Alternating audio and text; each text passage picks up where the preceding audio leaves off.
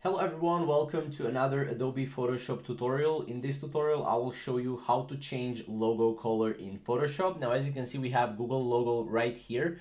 And as you can see, let's just drag it a little bit down right here.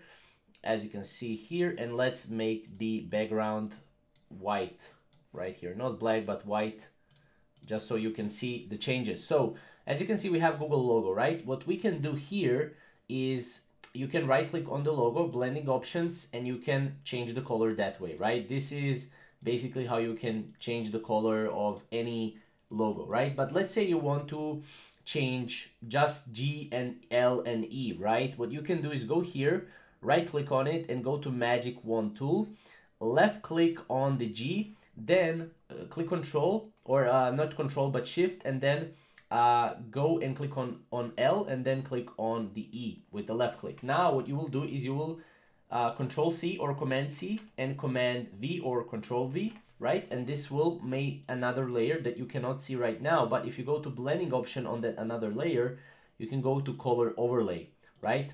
And you can actually change the color overlay of that logo right here, as you can see.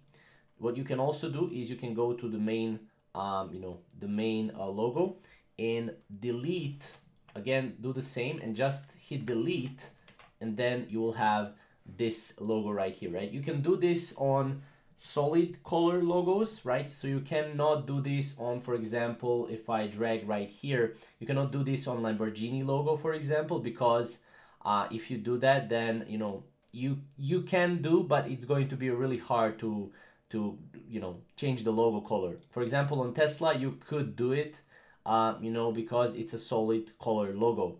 On Burger King as well, and on a lot of different logos you can do it as well. But keep in mind that it needs to be solid, right? So this is basically how you can change your logo color in Photoshop. Very simple, very easy. If you have any questions, comment down below and we'll see you in the next video.